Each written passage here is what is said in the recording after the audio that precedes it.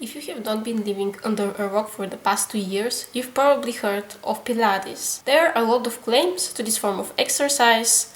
Some people claim that it could produce longer and leaner muscles. You're probably familiar with what a typical Pilates body is supposed to look like. Others claim that it could improve your strength and flexibility at the same time. But what is Pilates actually proven by science to be doing? Hello everyone, my name is Clementina and welcome back to my channel.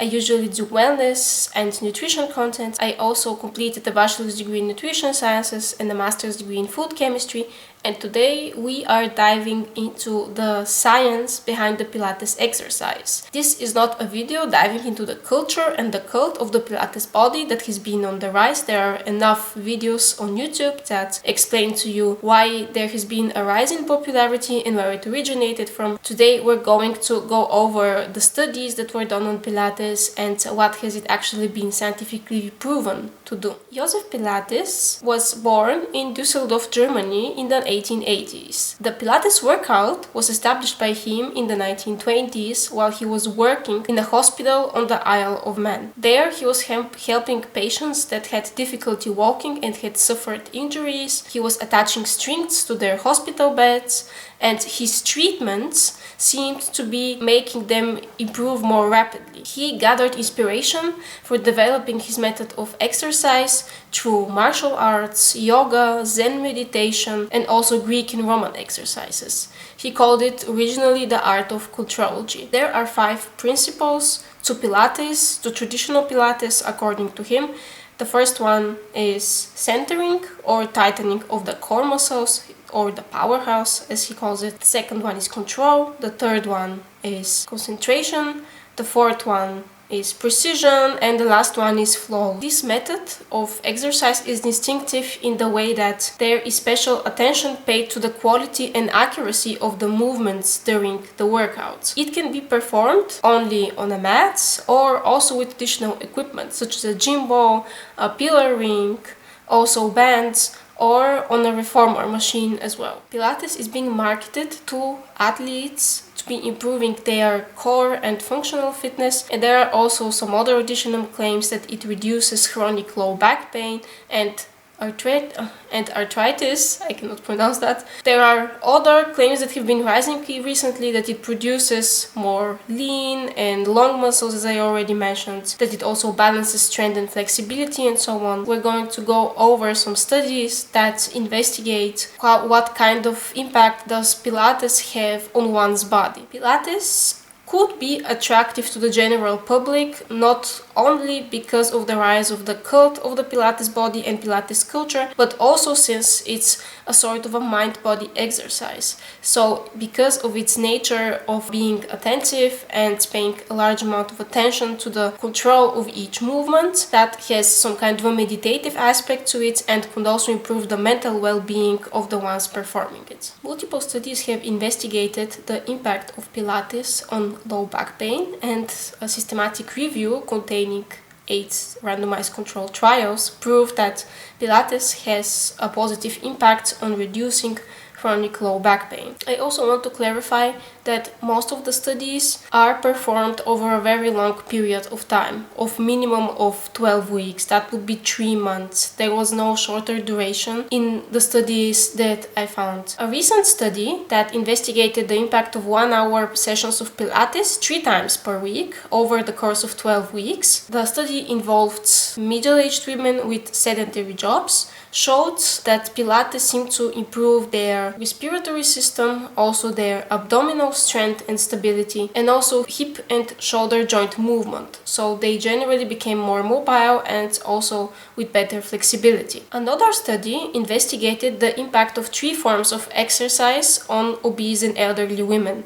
Those were Pilates exercise, water exercises, and also yoga. And it found that there was a reduction in the BMI, so the body mass index, so their weight, and lower limb flexibility was improved as well. Other exercise methods such as yoga were found the most effective for improving the social well-being, and water exercises were found to be beneficial for the side effects of the breast cancer therapy. Another 2 studies demonstrate that If diabetic women with type 2 diabetes performed Pilates over a longer period of time, their hemoglobin A1C levels were then lowered. This could be again also attributed to a decrease in their body weight or their body mass index, but that's what the study had concluded, that this was the results of the Pilates treatment over a longer period of time. Another thing that Pilates was proven to do was to improve the overall sleepiness and reduce insomnia in women. A study over the course of 16 weeks found that after the 12th week, individuals were sleeping better. However, the American Sleep Disorders Association generally recommends physical activity as a non-pharmacological source of treatment for insomnia and for increasing the levels of serotonin, also daytime sleepiness, and the synchronization of the biological clock. Therefore, it is not excluded that if the women were subjected to another physical activity intervention, they would not have underwent the same improvements. Additionally, their muscle strength, flexibility, and also abdominal endurance, so the endurance of the muscles in your core, were also improved. Another study also included men in their group. So here we have both men and women that undergo 12 weeks of Pilates sessions. So 1 hour Pilates classes 2 times per week. And the Pilates sessions involved only mat Pilates, so they did not require additional equipment apart from the floor mats.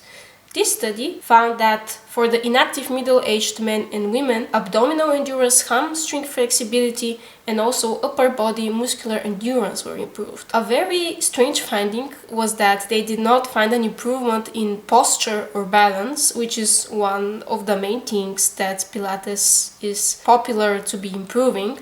However, researchers found that there was increase in their mean height, which makes me really question the study in general, because height is a relatively stable measurement. This increase in the height could be attributed to an improvement in posture or some sort of spinal alignment, which was as a consequence of the Pilates exercises. Although that does not mean, I do not want your take from this video to be, is that by doing Pilates you can get significantly taller. This was an observation of one study, and I also questioning if that was not only due to an improvement in their posture. So the study itself is sort of sketchy in the results that were obtained. Another, I believe, very important study was done on elderly women, and older people, I believe, do not get enough attention as a study group, which is very puzzling to me, since there is right now a rise in the amount of people that fall into this group. So knowing how we could improve their well-being, both physical and emotional,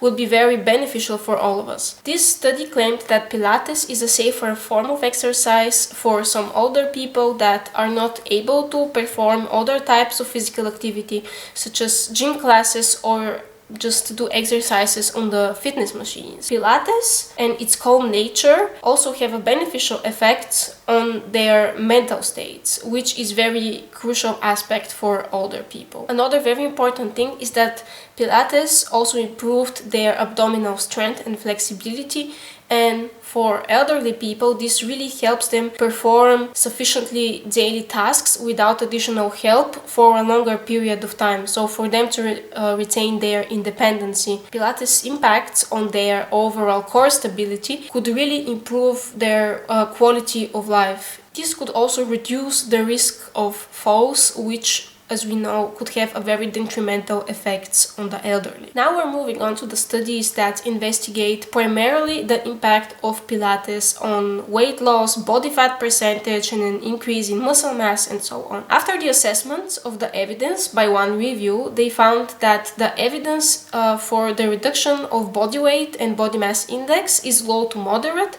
There is low or to very low evidence for the studies investigating body fat percentage, and moderate evidence for the waist circumference, so just your kind of waist measurement, let's say. Overall results revealed that Pilates leads to a decrease in body weight and body mass index in people that are overweight or obese. This effect is more prominent in people that are obese, also positively correlates with the duration of the intervention. So the longer they perform the Pilates exercises in terms of weeks and sessions and everything, the more body weight they lost, which is completely logical, because just over a longer period of time they would be putting themselves for a longer time in a caloric deficit by performing these exercises, and that would lead to a higher decrease in the weight. These studies, however, did not find any evidence of the efficacy of Pilates on improving body composition. So the reduction of the body fat percentage and the increase in the muscle mass would be an improvement in body composition. These studies that did not find this, a possible reason could be a lack of control on their diet. We're familiar that Pilates is not a high intensity exercise. It is a moderate intensity exercise at its best. Therefore, in order for one to see a sufficient decrease in weight,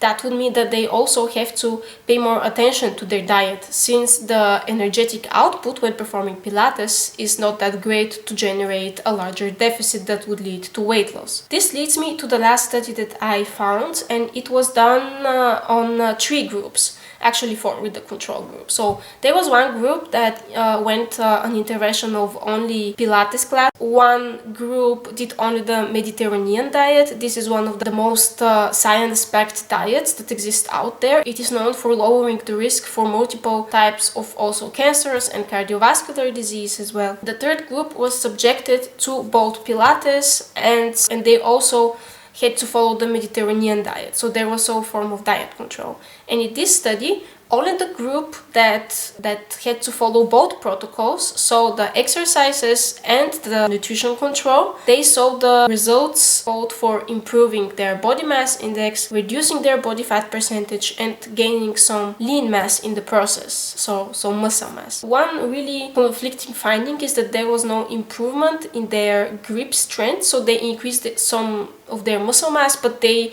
did not technically become that much stronger, and this is why the researchers in this study suggest that the most effective ways to improve grip strength and generally strength would be resistant exercises with free weights or machines. However, this is still a very positive finding, and it relates to the one thing that I said before. For Pilates to really work, for reducing the body weight, it must be combined with some kind of nutritional intervention, since it alone cannot generate a large caloric deficit. On a final note, apart from the, Pilates good, Pilates body and blah blah and so on, there is no scientific evidence backing that Pilates is your most optimal choice for weight loss, since the evidence done on specifically that aspect is not very consistent and is best shown when a diet intervention is present as well. If you enjoy Pilates, it has a lot of other positive benefits, such as improving core strength, improving flexibility, and it is also known to improve the mental well-being of women, because women mostly participate in Pilates exercise. That's why also most of the studies were done on women. I believe it's also kind of creates a community. Once you go to group classes, it also generates some possibility to communicate with like-minded people, and also possesses a calm nature, really improving the overall mental state of the ones who do it. Therefore, if you enjoy Pilates and you want to keep doing it, you can definitely do that. It is very beneficial from you, but you need to keep in mind that if your goal is to lose a larger amount of weight, you should maybe incorporate also some form of cardio into your routine, which would help boost the process a little bit. I also used to do Pilates long before it was that trendy, so if you've seen my glow up video, there was one stage when I had regained the weight, some of it that I had lost, and then I started combining Pilates YouTube videos together with this with the gym bike that we had at home. So I would do like 20 to 30 minutes of the bike, and then I would do 1 to videos of Pilates sessions. And this did not give me the Pilates body. I know that it's not very motivating to say this, but yes, I did lose some weight, but I would attribute that mostly to the gym bike and the cardio that I was doing compared to Pilates. Thank you so much for watching this video. I hope that you learned something new today. And if you have any suggestions for following videos, if there is something that you would like to know more about, I would gladly read into it a little bit more, and then I will show you the results of the studies that I found. Also, don't forget to like and subscribe. Thank you again very much, and I'll see you next time.